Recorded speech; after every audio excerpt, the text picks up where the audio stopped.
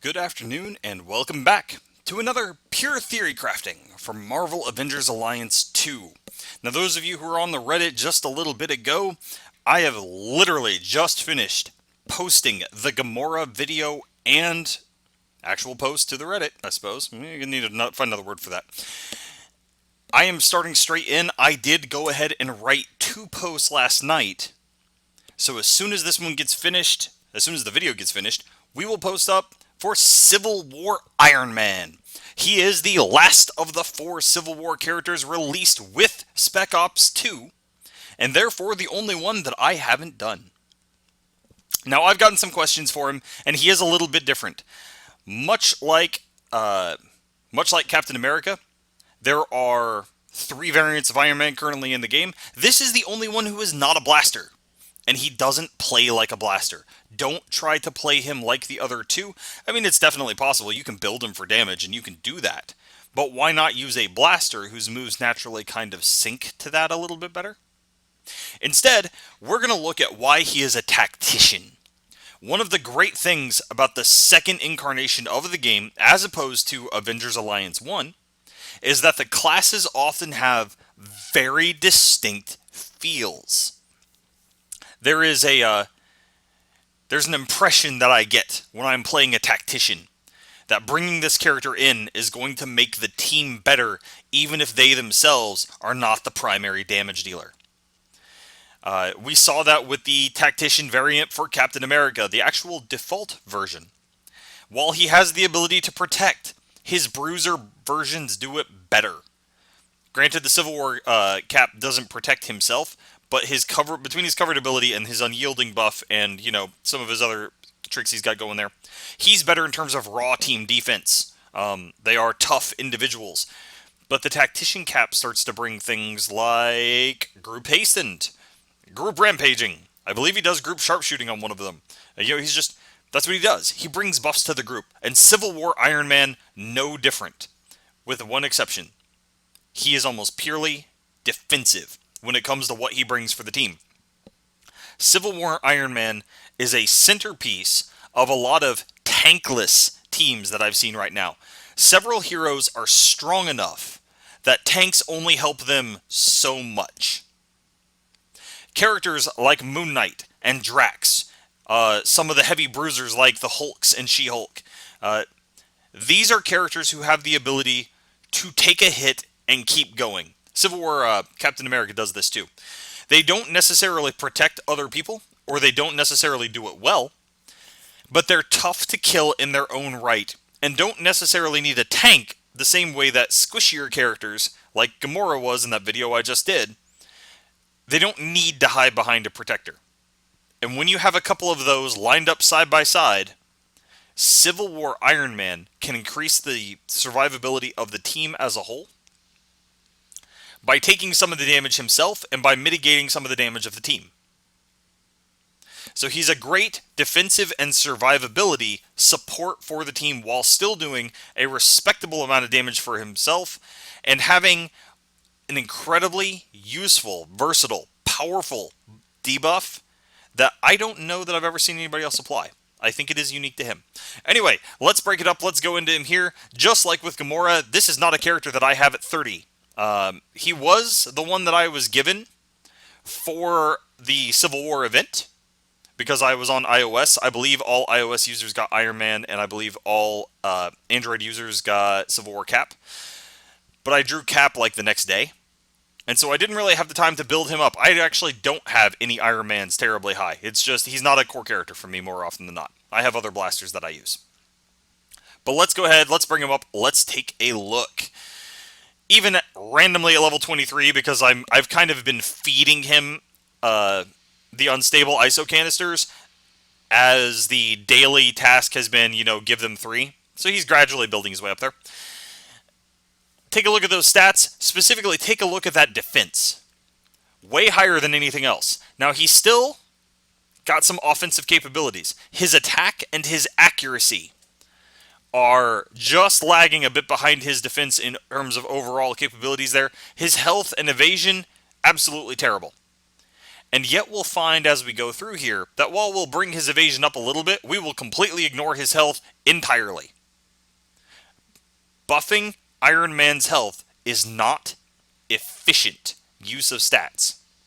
And I'm a big fan of math and efficiency. It's part of the whole theory crafting process. His speed, not the greatest, but not... I mean, it's definitely below average.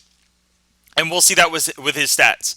Most of his attacks are fairly fast, but his recharge, not necessarily that fast. And so the goal will be to use it as little as possible because we have to keep his speed in mind when we use anything slower than a fast speed move. His passive is very strange. Damage is reduced by 50% while shields are active, but max health is reduced by 30%. Starts each wave with an empowered shield. I do not believe that the max health reduced by 30% only occurs while he's shielded. I think it means that no matter what his health stat is, it's going to be reduced by 30%.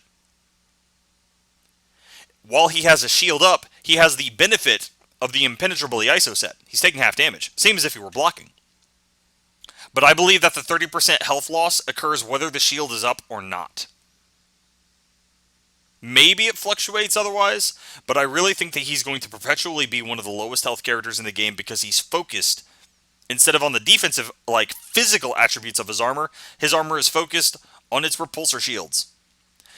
Starting each wave with an improved shield is how he survives, and it will be critical to how he functions in a tankless team. I've seen people attempt to use Civil War Iron Man as a tank. He does have a protection move. And one of the builds that I will give here, I actually have 3 written down for him. One of them that I will give here will make use of that protection move. But it's not required. And it does not, and it's practically impossible, because of his speed, to keep it up 100% of the time. So you won't try to. You'll use it when it's available, but other than that, yeah. Power. Power is perhaps the second most common resource. It's one of the most common, definitely. It's right up there with stamina. Power must be recharged. It does not refill on its own. Some characters have passives or things that can cause them, or certain abilities that cause them to gain power randomly. Civil War Iron Man does not. He only regains power through his tactical. And his tactical is very slow. While his tactical provides a powerful buff for the team, it's a very strong tactical. The speed means that as soon as he uses it, Civil War Iron Man is out of the fight for a little while. So we want to be as efficient with power as we possibly can. Let's go ahead and let's look at abilities. Not much more to say on there. Power is not a terribly complex mechanic. All right, I have next to nothing ability-wise for him. I just haven't gotten a lot yet. 2-shot. That cost of 40 power. That's pricey because you can only use it twice before a recharge. However, he has 3 purely offensive damaging moves, and all of them will either start at 25 power or drop to it by the time they hit 4-star. You have 100 power maximum. This gives you the freedom at 25 power to use this move 4 times before you have to recharge. 40 power is expensive, and 40 power is enough of it. His abilities all fall under one of 3 categories. They're 40 power, they're 25 power, or they're 15. And 40 is just inconvenient enough that you can mix a 40 power move with 2 others or 3 if they cost 15, but that's about it. You can mix a 40 power move with 4 that cost 15 and you'll use up your 100 power, or 2 that cost 25 and you'll use up 90 power. But 40 power moves are meant to be used once or so before he does his recharge again. So having this move all the way at 4-star for this is kind of important. This does move up to fast. At 173, it is well above what I consider the damage rubric for fast. It's actually above the damage rubric for normal. So this is not a weak attack. And it's made better by Precise. We just saw this with the Gamora video not too long ago. Precise is very good for a character whose accuracy is already pretty high, and Civil War Iron Man does not neglect his accuracy.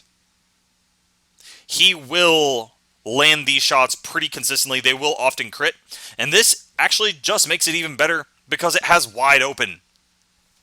Wide Open is an amazing damage increasing debuff. 40% increase to damage and accuracy of the next attack. It is very likely to be a crit. It is very likely to be devastates in the hands of an accurate character. And it's going to increase the base damage on it even before you calculate in the bonus from the crit. This is ranged energy. Civil War Iron Man is a range-based character. However, not all of his moves share the same tag.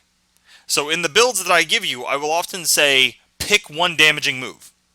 And of his 3 core damaging moves that he's got right here at the beginning, we'll see them 1, 2, and 3. 2 of them, I believe, are energy. 1 is projectile. And so you can pick a damaging move based on who your teammates are. If you're running him with Nova, and you have, because Nova, while he's a blaster who's maybe somewhat fragile, he also has the Nova Corps uniform that not only gives him another shield on top of what Iron Man can give him, it increases his stats if he's attacked by 25% to every stat. And his punch, which is melee energy, also applies 3 stacks of ionized and will work very well with Civil War Iron Man. So this is where you look at how Civil War Iron Man, as a tactician, works with his team. When dealing with tacticians, the team is always important and should always be at the forefront of your mind. Because that's what being a tactician is all about. His second move, this one is all kinds of unique. Entangler is a powerful move. It starts out slow speed, it moves to normal, it moves to fast. Look at that final damage rating. If you're going to use this one, because it is a projectile, if you're going to use this one, take it all the way to 4-star. Definitely, hands down. There are slow moves. There are slow finishing moves who can't match that in damage. 260 on a fast move is exceptionally powerful, made even more so by this amazing pair of debuffs on it. Slowed, everybody loves Slowed. Slowed is a great counter to fast characters. Slow is an amazing counter to slow characters, because it takes them a while before they get another turn. Disrupted is, as far as I can tell, it's unique. Now, it's a mental debuff, so it's removable. But what it does is it reduces the chance for actions to apply statuses by half. It does not say debuffs. Protection and stealthy can be dropped to 50%. It basically makes anything that's an 80% chance a 40% chance, and anything that's a 100% chance a 50% chance. Offensive and defensive. Buffs and debuffs are affected by this. If you are hit by Disrupted and you try to throw a team-wide buff, this means that it's probably going to land on 1, maybe 2 members of your team. Disrupted is a crippling debuff. I don't expect to see it very often. And so keep in mind that whole mental debuff aspect of it. If this gets tagged onto one of your primary characters, someone for whom buffs and applying buffs and debuffs are very important, having the ability to remove it by focusing on the fact that it's a mental debuff is probably going to be very important. It is 25 power by default. This means that while taking it to 4-star increases the damage, the real reason to take it to 4-star is to bring that slow speed up. Just like the other moves that start faster but have to come down to 25 power, this starts out slow on a character with like really bad speed, but needs to be started up in order to become an acceptable speed. Still, very, very powerful move, and probably his most popular in terms of offensive. Cryoblast is his third one. This one, again, starts at 40 power, starts at normal speed. This is also ranged energy. It does move up to fast. It does drop to 25 power, just like the other 2 did as well. So all of these are somewhat interchangeable based on what will your team make the best use of, whether you want energy or projectile. At 214 on a fast speed move, this is still a very potent damage dealing move. Necrosis blocks healing, Exposed reduces defense. So this is going to increase the overall damage taken by an enemy. Most of them seem to do that. Entangler kind of limits their offensive capabilities, where the two energy-based ones, between wide open and exposed, increase the damage taken. So keep those in mind as you're building your team around him. Also pay attention to the fact that all of these buffs and debuffs, they're all 80%. That's really important as we get into his ISO sets. This is the move that made everybody think tank. Repulsor Sphere has protecting. But because protection is only a 175 duration, and he is not a fast character, this will not be up all the time. Now, it starts at 4 turn cooldown, and it never, it gets to normal speed, but it never gets fast. 15 power, that's okay. It's not bad. But because of its cooldown, you're never really going to be able to take full advantage of the fact that it's only 15 power. It does mean that you will be able to use it pretty frequently. If, for instance, you use... the reason to have it at 15 power is if you use 2 40 power moves, especially because this is available at 2-star at 15, you can use 2 40 power moves and then sneak this in before you have to recharge. That's what it's designed for.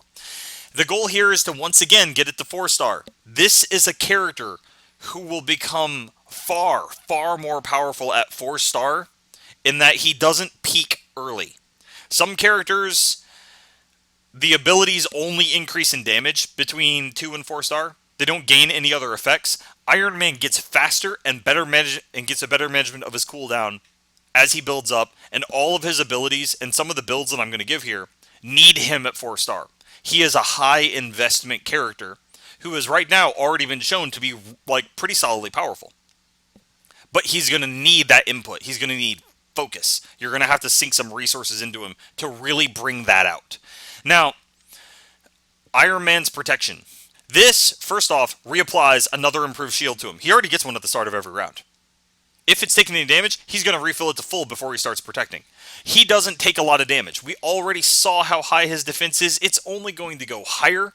He takes half damage from everything. He starts out shielded. This is a way to allow a team that's not operating with a true tank to kind of buy a few rounds. Iron Man soaks the shots on his shields, regenerating his shields and keeping them rolling, while the rest of the team focuses on the damage dealing. If you're going to run him as a defensive specialist, then like most defensive specialists, like we saw with MODOK in my She-Hulk video, he won't do a whole lot of attacks. You can build him to be an attacker. You can, and it'll work, because I've seen people do it. But if you're going to build him to be the defensive specialist of your team, his primary role is to keep people alive, even if you aren't using a true tank. And part of that is by taking, a round or two where he is taking the hits on himself through protecting, and then letting it fall off, and letting other people kind of take some hits here and there too. So he'll work very well with characters who are tough, characters like Drax, who can heal themselves over time, so that Drax can take a hit or two, and then while Iron Man is protecting, Drax is regenerating in the background, while still dealing his damage. This is a move people really like. If Entangler is probably the most popular offensive move, Extended Coverage is probably the most popular defensive move. This is fast and doesn't necessarily need to get any faster than that. It starts out at a high rate of speed. Improved shield to the team, plus strengthened. This is why you bring a tactician along. They make other people better. Iron Man, in a defensive build, is not going to do a lot of damage by himself. Instead, he's going to make everybody else do more.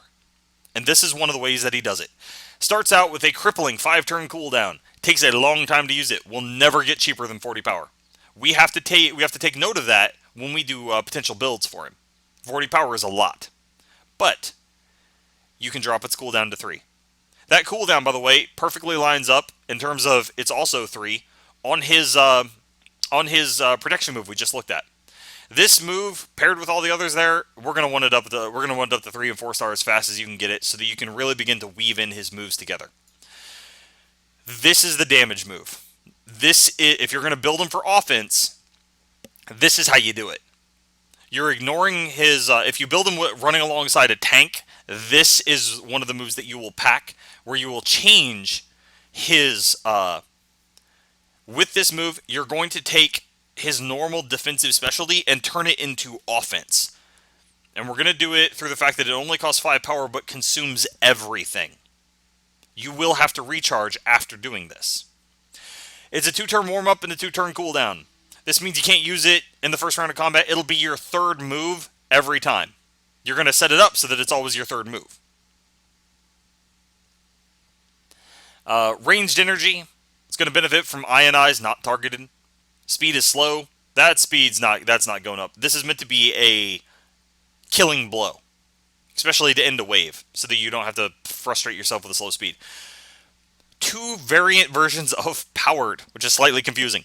The main version of power, this one you actually see in other abilities, does up to 100% damage based on the power spent. Every point of power spent, probably including the base cost, is a 1% damage increase. Because we've already looked at this in the Nebula video, if we did the math, again, easy numbers, right?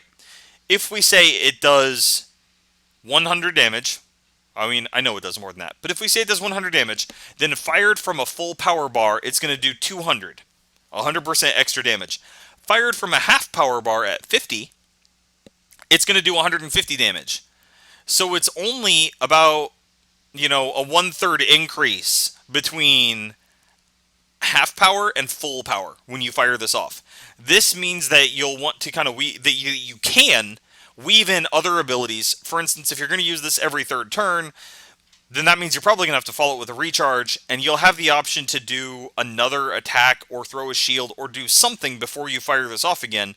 And it doesn't matter if that's 25 energy or 40 energy. It's a relatively minor damage loss as long as you're still firing this off at about 50 energy or more. Of more importance is not the amount of power you have remaining, it's how much shield you have remaining. It consumes almost all of your shield. You keep the shield status, and that's important, because if your health is permanently reduced by 30%, then as long as you have 1 point on your shield, the next attack that comes in, reduced by half. Just as if you had the impenetrable ISO set.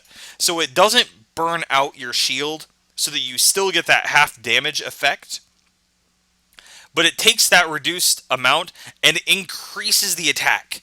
So the higher level you are, and probably, the higher the power of the shield, the more damage this is going to do. It is immensely damaging. It's already a high value. This doubled is somewhere along the lines of 700. If we called it about a 50% increase, this is still like a 575 point move. So you can fire this off at half power because you've either thrown a shield. A combination that you could use for this, which will result in a team-wide buffing effect, is to start this weird chain of team-wide shield, recharge, team-wide shield, surging unibeam. Recharge, team-wide shield, surging unibeam. And the reason we would do it that way, we'll see it when we do his tactical, his actual recharge effect. It also grants confident, which would mean that surging unibeam would be fired off only every third turn. But every third turn, you're giving the entire team an improved shield, and then every third turn, you're firing this off with the bonus damage from Confident. Tacticians, that's kind of not an uncommon thing for them. Often they focus on bringing up the team's damage as a whole. He kind of replaces MODOK in that exact same set of team-wide Confident and shields. You saw that when I took it in the She-Hulk video. Civil War Iron Man can do a very similar trick. Now, Missile Battery. He's not an Iron Man unless he has a blast. At least that's kind of the way people look at it. This area of attack is a ranged blast. It is 40 power. It does drop all the way to 15, which means you can sneak it in between 2 other 40 power moves. He doesn't actually apply Volatile at all, in any way, shape, or form. But with this, he can detonate it. And while the damage rating is low, and stays really low, and it never gets faster than slow, Traumatizing makes this a fun mix with Volatile. Because as soon as the enemy drops below 20... if you pay close attention with Volatile, as soon as you target them with a blast attack, it tricks off Volatile, even if they dodge, typically, I think. Maybe dodge will ignore it. Glances won't, typically. Any clean shot is going to tick off Volatile, and it ticks it off before you actually see the damage numbers kick in. What that means, and I assume the order of those is important, is that the damage when they drop below 20% designed to kill them. What used to be a Fatal Blow or Fatal Strike in Marvel Avengers Alliance 1, Traumatizing here means that if the bonus damage of Volatile drops them to 20%, this move will kill them. And it's meant to be used with Volatile because its own damage is so low. I would only bring this if you're going to do any kind of a Volatile team. Let's take a look at his 3-star ability. This is another very useful, very unique ability because of certain changes to it, or certain tips to it. 2-turn cooldown. Doesn't get any better. But it's a fast speed debuff that moves up to very fast. It is a debuff. There is no attack tag. It does no damage. It does not trigger debuff. It doesn't trigger counters. It doesn't trigger bleed. It doesn't break stealth. It's not an attack. And all the things that normally go off with attacks do nothing with computer assist. Instead, what he does is he puts off balance on a target and then gives his teammates free attacks. Each one of them gets a free attack against the target who now has off balanced. That is a very fun chain, and it's an even better chain if you're doing it with somebody who has a powerful free attack or who normally likes to stack this up. This allows him to act as the defensive specialist for a free attack kind of team. You can run him alongside Iron Fist or something along those lines. By applying off balance, he makes everybody's free attack better. One of the more fun tricks would probably be someone who can stack free attacks together. And as such, I'm going to point directly at Age of Ultron Hawkeye, whose his strategy allows him to chain free attacks off each other. And computer assist could result in putting on off balance and then firing off 3 or 4 free attacks from Hawkeye. 40 power. That's important. There's that 40 power cost, which means you can either mix it with one 40 power move and a 15 power move, or 225 power or something along those lines. But it does kind of limit what all you can use with it. That 2-turn cooldown means you can mix it in with other moves. It is possible, for instance, to do computer assist, the missile blast, no, I guess okay. It's not a 1-turn. You can't alternate it. Okay. Scratch that idea. It wasn't one of my builds anyway. 40 power does mean that you will need to recharge somewhere in there. And since it can only use 2 other attacks, 2 other turns before it comes off cooldown, you'll probably want to make sure that you're recharged sometime before you want to use this again. Do try to weave it in there. It's a powerful move. It is. And I believe on one of my builds, I've actually written it down as an optional use. Now, tactical. As with all power-using characters, where stamina using characters tend to have very fast tacticals, power using characters who regenerate their entire power bar tend to have slow or very slow tacticals. And in this case, you have a very slow tactical on a character who does not have a high speed. It refills his power to full. So the more of it that you have used, especially with, say, Surging Unibeam and dropping it to 0, the more benefit you get when you use the tactical. What makes this ability a little bit different than, say, Nova, is that this one also provides a set of very strong team-wide buffs. Confident to the entire team and adroit to the entire team should not be, like, when it's time to use this, when you've used up your power and you're ready to use the tactical, don't feel bad about it, because you're giving the team excellent team-wide buffs. 25% speed increase and boosted damage and accuracy. Chained correctly, Iron Man can then make use of that confident on something like Surging Unibeam. And that becomes kind of like a chain of boss-killing moves for him.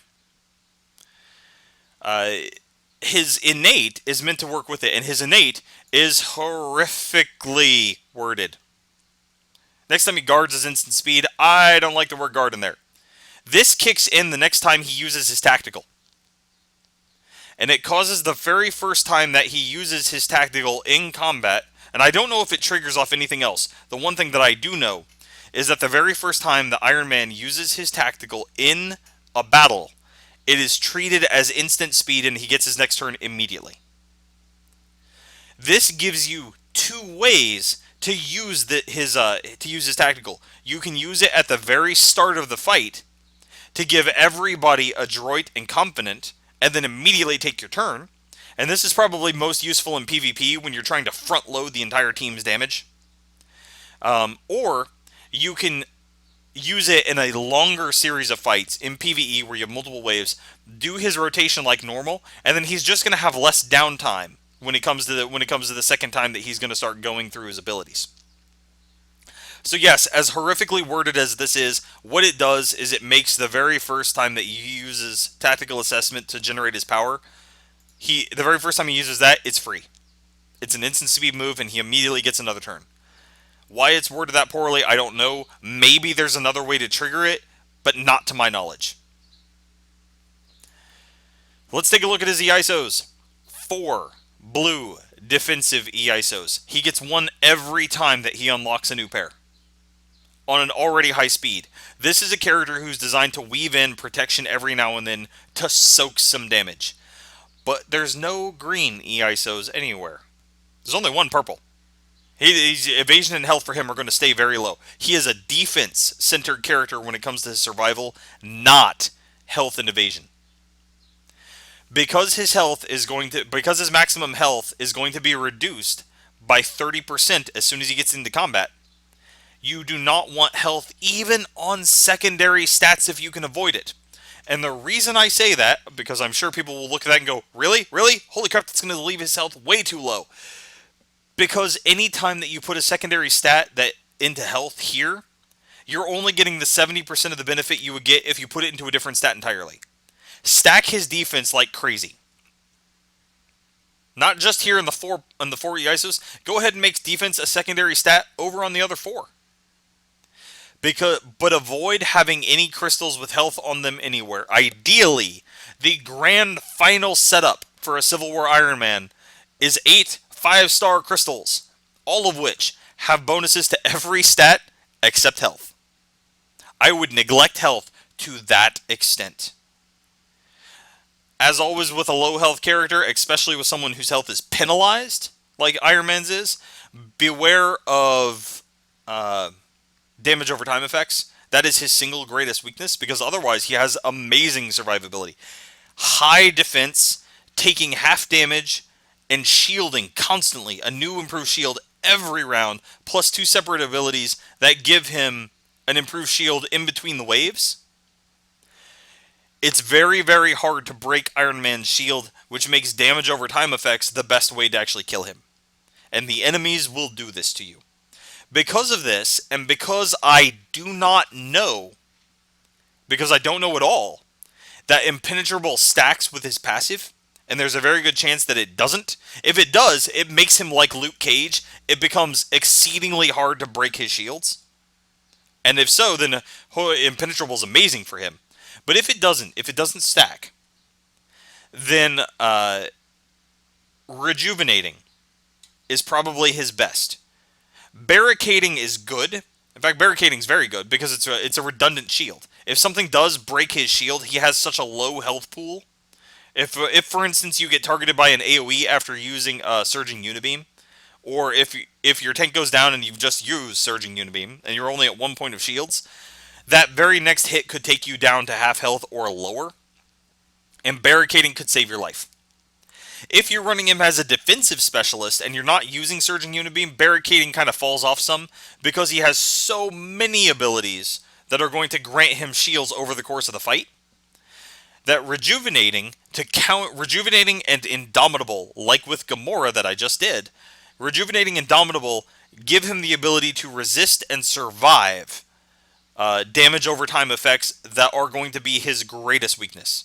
Because his evasion is not terribly high, he's not likely to be glanced, he's likely to be hit squarely, and so he's not going to resist debuffs through his evasion.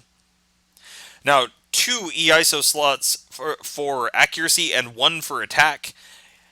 Speed is probably going to be your secondary stat of choice.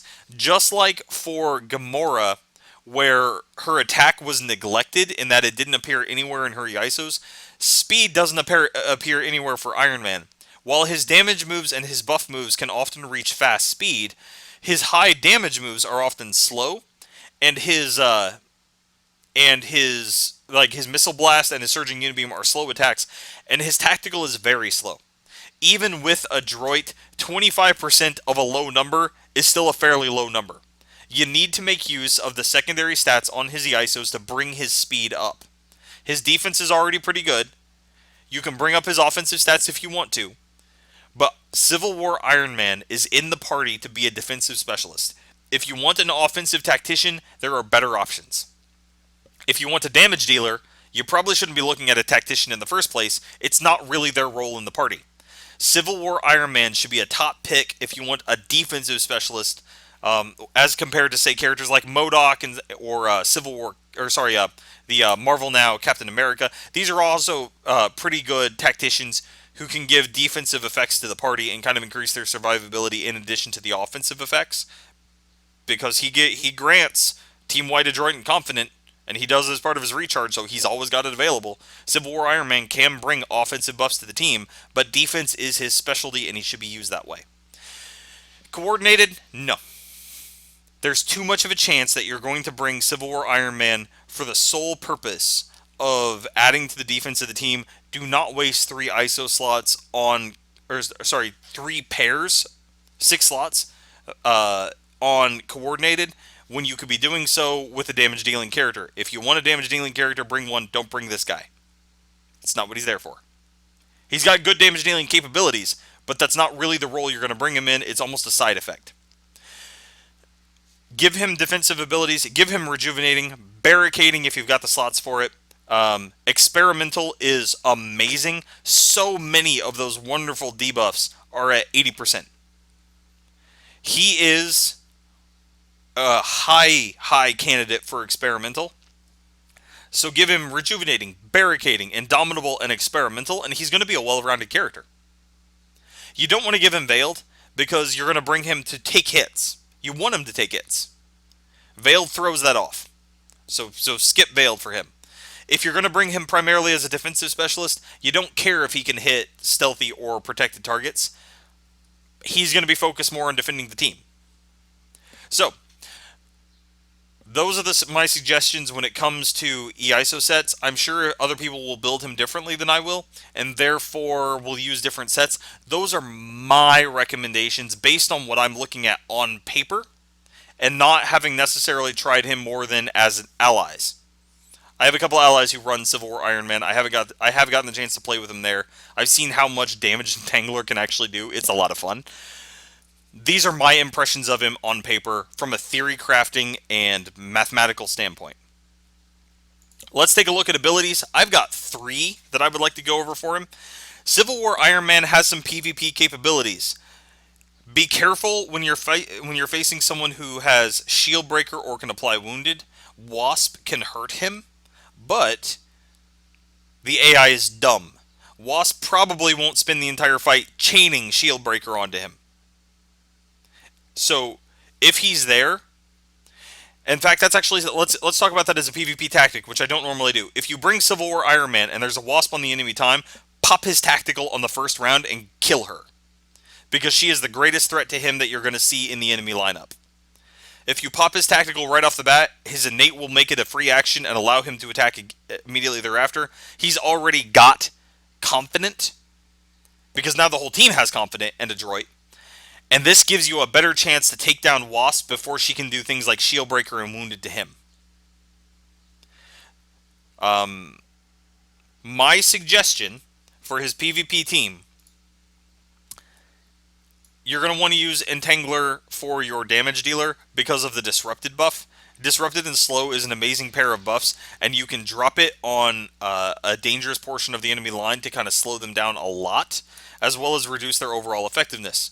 I also suggest Extended Coverage. You're going to bring him there for the improved shields and the strengthened across the team. This is a fast move, as is a high-level Entangler. This allows him to recover much faster, especially if you popped his tactical right from the start. Both of those moves are, like this one only drops as low as 25. It starts there and it stays there. Entangler starts at 40, stays at 40. This means if you're going to run those two, you can only use a 25 or a 15-point move without recharging, but that doesn't mean you shouldn't bring Computer Assist. Because Computer Assist, especially if you're bringing along a couple of characters with good solid free attacks, will allow you to bypass the coordinated set across the entire enemy line. This is a PvP build that I'm looking at. So I'm looking at common things that we see in PvP right now. Bring him along. Use his tactical at the beginning to counter Wasp if she's there. Use computer assist to take down enemies like Iron Fist if he's there. Use improved shield across the team to help everybody survive a bit better. This is even better if they have the impenetrable ISO set, so that they can soak that opening shot. And impenetrable just makes shields better. Bring along your allies of choice. I might suggest Iron Fist and who else will we go with it? Go ahead and bring Age of Ultron Hawkeye. Now, Age of Ultron Hawkeye is going to give Adroit right off the bat. Is that redundant with his recharge? Sure. But Age of Ultron Hawkeye has a high accuracy when boosted by Confident. He's a great way to kill Wasp right off the bat. He chains free attacks if you need to take down Iron Fist with computer assist. This is a way to counter both free attack and coordinated teams as well as dealing with Wasp. So bring people who can kind of support him and act as the damage dealers, and let Iron Man be somewhat of a defensive specialist there. Mix in your recharge when you need to. Even if you use it right off the bat, don't feel bad about doing 1 or 2 attacks and then doing it again, because that team-wide Confident is fantastic in PvP. So, that's a potential PvP build. I suggest Entangler, Extended Coverage, and Computer Assist. All of them at high level. Tanky Defense.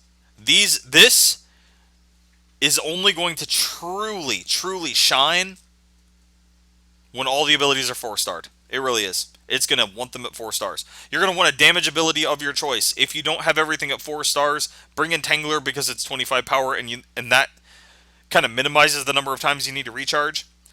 But my suggestion is one of these 3 damage abilities of choice at 4-star, because then they're all fast and they're all 25 damage. And then we're going to bring these 2 abilities right here. Repulsor Sphere and Extended Coverage. And we're going to do so because these 2 abilities, this, which drops to 15, and this, which is at 40, 15 and this, 15 and one of your damage dealers, and the 40 for this, means that you'll spend 80 energy. Yeah, you'll have 20 left over, but you'll also be in a fully justified position to do a recharge. This is a tanky defensive, minimize the damage the team takes, even if you're not running Iron Man as a full tank. So open the fight with Extended Coverage. Give everybody strength and give everybody a shield. You're going to let them take attacks for the first round or 2. This works really well if everybody has Impenetrable set. Everybody other than Iron Man. He doesn't necessarily need it. But if everybody has Impenetrable and he starts the combat by giving them all improved shields, then odds are they're going to survive perfectly fine through that first round or 2 and allow him to go ahead and throw your damage dealing move of choice just kind of as a filler before we go ahead and throw Repulsor Sphere as your 3rd move. This at 4-star is not just a normal speed, it's a 3-turn cooldown. 3-turn cooldown on this plus 3-turn cooldown on Extended Coverage means that the next thing you can do is recharge. The first time you do it, it's going to be instant. After that, it's going to be very slow. The idea is that here, you're throwing up the shield first to allow the entire team to kind of soak some hits, while Iron Man does maybe a little bit of damage and your party gets their buffs up. And then Iron Man is going to focus on protecting while the people have the buffs up. If you have a team that applies rampaging or sharpshooting or anything that is removed when they take damage, you're going to want to have them shielded right off the bat so that they are less likely to lose rampaging and sharpshooting. Unless the damage breaks their shield, and an improved shield with Impenetrable is very hard to break for PvE enemies. So the 3rd move will actually be protecting. This will be about the point that your allies' shields are getting weaker. Now you can go and actually start protecting. This replenishes his shield. If you started another wave, you've already replenished it anyway. This move eventually gets up to normal speed. Then you'll recharge. And you'll recharge while you're protecting. This grants everybody a speed increase and Confident And if you can do this right before the end of a round, that's fantastic. If not, it's no big deal. You're already protecting. Odds are, as slow as Iron Man is, your protect will wear off about the time you recover from a very slow move. And this will give you time to immediately throw... I need to stop holding and actually just click. There we go. It'll let you throw extended coverage again because you have now used 3 moves. Extended coverage should come off cooldown. This replenishes the entire team's shield so that they never lose that sharpshooting and rampaging buffs. Keeps strength and back up there on them and lets them do the damage so that he can go ahead, throw 1 damage move or so just to kind of assist. And then that'll be 3 moves again so that he can throw Repulsor Sphere. And that starts a chain cycle of extended coverage, your damage move of choice based on your team, Repulsor Sphere, recharge. Extended coverage, damage move of choice, Repulsor Sphere, recharge. And he can begin to cycle this because the cooldowns and the energy costs line up. But this only happens at 4-star for every move. This is an in-game defensive build that can be used with a team of 4-star heroes who don't necessarily need a tank to clear current content. Anyway, that's a complex one for that one. I wanted to see some kind of a damage dealing thing, so I put together something of a boss hunter build. For this one, you would actually use Surging Unibeam. You obviously won't start with it because it takes 2 turns to build up to it.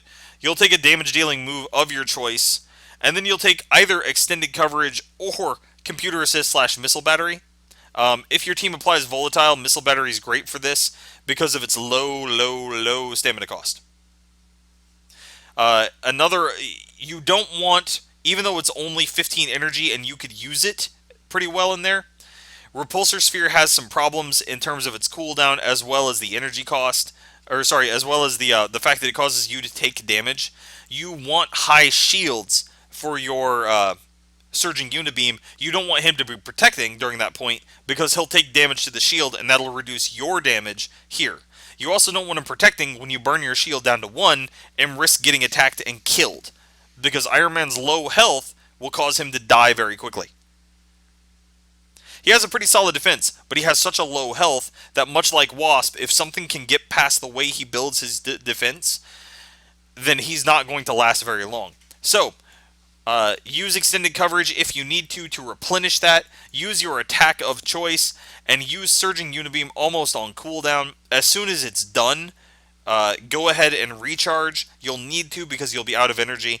This is really meant to take down a single powerful target by boosting the damage of Surging Unibeam by recharging. And then you can actually start the cycle of, and I kind of clarified it earlier, you can do his tactical, and you can actually do this right off the bat, right at the start of combat.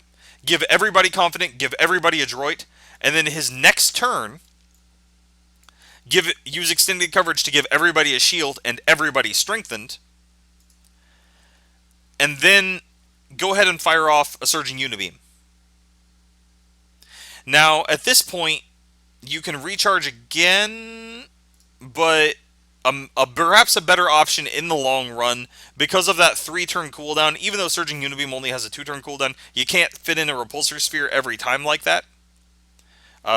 It'll still have 1 turn left on its cooldown if you do it that way. A better option might be launch...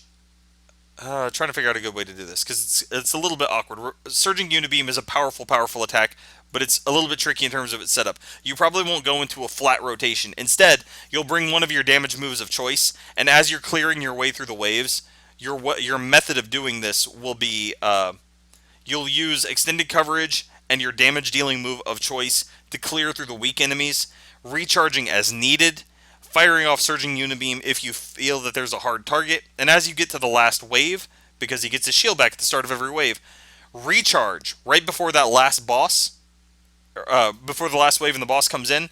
Go ahead and do your recharge. When the wave starts, you are now confident, have your full shield. If you've been using extended coverage throughout the fight, you should have strengthened, and Surging Unibeam should hit him for the most damage that it really can with this kind of build. So that's my suggestion for a boss hunter build. Give him Surging Unibeam, give him extended coverage, and give him a damage dealing filler that you can use, 3 and 4 times back to back before a recharge in order to clear the waves in between there. But to me, that, while it's viable, isn't the best way to use him. I really like the high power tank defense build, but it does take a lot of resources dumped into him. It's going to take you a good 20,000 AP or more overall to get him up to that point. But I think at that point he's worth it. If you've got the time, if you've got the AP, if you've been farming Spec Ops 1-3, and you've got your core team, this is how you replace a tank with somebody, instead of running Protect the full time, just kind of allow everybody to do their damage. He's filling in place of a tank without running Protection the full time. It does make him something of an unusual character. He isn't on my team. I don't personally use him, but that's because I do actually use Moon Knight as my tank, so that becomes a personal preference choice. There are a lot of people who use Civil War Iron Man and they like him. I want to hear feedback from him. I'm only putting out what I see, and that does not mean that I see every combination you can do for him. I've seen a PvP use, I've seen a tankish defense use at high level, and I've seen a definite boss hunter use where he has this ridiculously high-powered cannon in reserve, while he's still doing very solid damage. Don't get me wrong, that Entangler hits hard. Entangler hits very hard. So even while he's focusing on defense, Entangler is still a powerful move for offense, regardless of anything else here. My final thoughts on him: he is somewhat specialized, he is a bit unusual, even as far as tacticians go, and he fills an unusual slot in the party. This makes him a great counterpart to Civil War Captain America, who did the same thing as far as bruisers are concerned. Personally, I like him. He doesn't fit my current team setup. That doesn't mean that he's bad. And I have seen several people use him. I have fought him in PvP. He can be a nightmare if you don't have a shield breaker move with you. And he's a great increase to overall team survivability so that you aren't fully dependent on running a tank as your front line. Other than that, give us some feedback. Let me know what you think about this one. I'm going to go ahead and wrap this one up. I'm going to do a small little video clip that I will insert into the Pure Theory Crafting videos immediately after Agent 13, where I take a look at her, at some of the bugs she currently has, and more importantly, what we know about her having actually had the chance to test her, for instance, her EISO slots. Until that time, until I get that next one up and rolling, hopefully by now the Gamora video is up and posted, which means that now it's time to get this one up and rolling. I don't know what character I'm going to do next. I am open to requests. I have fit in Hawkeye, I have fit in Gamora. Now I'm just kind of drawing names out of a hat. So let me know if there's a hero you want me to look at and do an analysis for. I have most of the heroes. I am missing Marvel Now Captain America. I am missing Luke Cage, which annoys me to no end. And I am missing all three of the PvP rewards from the pre-global launch PvP seasons. I wasn't there for those. I'm a post-global launch player myself. But I'm willing to sit down and take a look at them, and take a look at their abilities, do them on paper, do whatever it is we need to do for them here. I have a lot of characters at 30, I have a lot of characters who aren't. But let me know if you have a personal preference. We'll do a video for them, we'll take a look. Eventually, we're going to try to make it through all of them. Until that time, with that crazy ambition still stuck in my head, this is I, Hoagland. I'm out.